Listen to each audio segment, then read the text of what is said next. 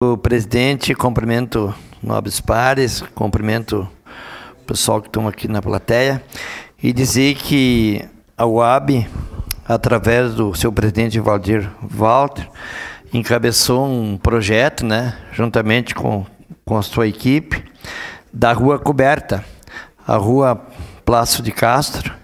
Ela já tem um projeto, assim que o projeto ficar pronto, eu me coloco à disposição e outros vereadores tenho certeza que vão colocar à disposição de nós buscar emendas aí com o nosso deputado federal, estadual, para que nós tenhamos a primeira rua coberta da cidade de Caxias do Sul. Essa rua coberta, ela vai ajudar muito Caxias do Sul. O nosso agricultor que hoje faz a feira no mesmo local, a feira do agricultor, ela faz no ar livre.